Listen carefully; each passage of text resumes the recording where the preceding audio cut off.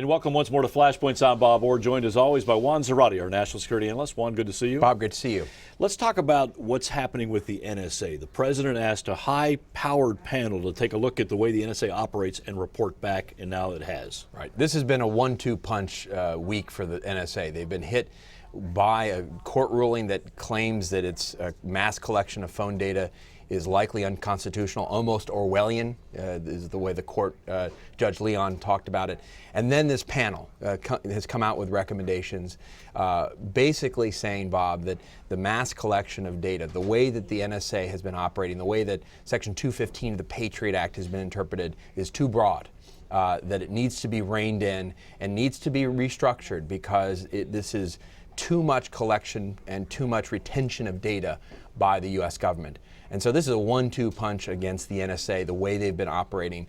And in many ways, and importantly, as we've talked about, begins a recalibration of how the U.S. government and the intelligence community thinks about collection of data, analysis, and recalibration of risk in the post-9/11 environment. Now, to be clear, these are just recommendations, and the White House can take them or leave them. But it's notable that there's some high-powered people on this panel. Richard Clarke used to be right at the center of the counterterrorism fight, and of course Mike Morrell, who recently ran the CIA. So the White House has to give this pretty careful consideration. Oh, absolutely. I mean, the White House, in committing to this group and to the recommendations that would come out of it, has committed to, at a minimum, taking very seriously the recommendations. This puts the Obama administration in an interesting position. One, it gives them cover to the extent that the president and his advisors wanted to change the program amid tension and perhaps resistance from the NSA or the intelligence community. This gives them cover to do that. They can say, look, we're going to implement these particular recommendations. But it also puts them in a tight spot because they are going to see resistance still from the intelligence community, the NSA, which will say, look, we've been asked to do a job. That is to collect foreign intelligence and data about threats to the United States, terrorist threats and counter espionage related threats. You're going to make our job much harder if you're telling us that we can't collect this information and analyze it in bulk. If we have to go out in piecemeal form to sources of data, hoping that they've retained the data, and in a way that then requires us to go in each and every instance to a court to get that data.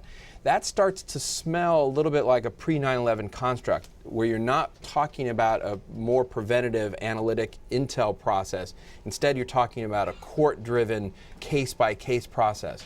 That is a fundamental restructuring of how we've thought about intelligence collection and prevention of terrorism in the post-9/11 period. Let's talk about one of the key central points, and that is no longer should the NSA collect this bulk data on telephone calls, the metadata, but instead that should reside either with a third party or with the phone companies. But then if the NSA or the FBI needs to use that data in a hot case, they've got to go to court. Right. Now, from a practical standpoint, on the other side, how does that slow the process down? It slows it immensely, because what you do then is you put the onus on the NSA, the analysts, to not sort of quickly determine whether or not some sort of connection is relevant. And most of the time, Bob, what you do here is you weed out things. You say, look, this is just not relevant. And in some ways, that protects civil liberties. But now what you're going to have to do is pick particular instances and go through a court process, going through a judge to get particular data.